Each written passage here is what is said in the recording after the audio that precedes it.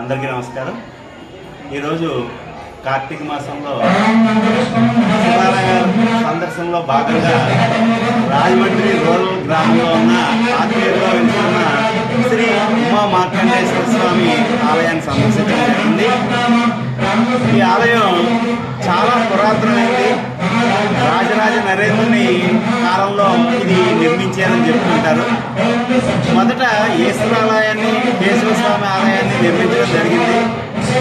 దాని తర్వాత మన పుష్కరాల్లో ఈ టెంపుల్స్ని డెవలప్ చేయడం జరిగింది. ఈ రెండింటికి మధ్యలో జనార్దన స్వామి ఆలయాన్ని కూడా నిర్మించడం జరిగింది. ఇంకా ఈ ఆలయ ప్రాంగణంలో నవగ్రహాలు, వల్లీదేవి సమేత సుబ్రహ్మణ్యేశ్వర స్వామి ఆలయ ప్రతిష్టలు కూడా చేయడం జరిగింది. ఈ కార్తీక మాసంలో ఈ శివుడికి గోదావరి హారతి ఇచ్చినట్లుగా హారతులు ఇవ్వడం దీని యొక్క ప్రత్యేకతగా ఉంది. మరి భక్తులు ఈ కార్తీక మాసంలో చాలామంది ఈ ఆలయాన్ని సందర్శించి భక్తులు తరించడం జరుగుతుంది.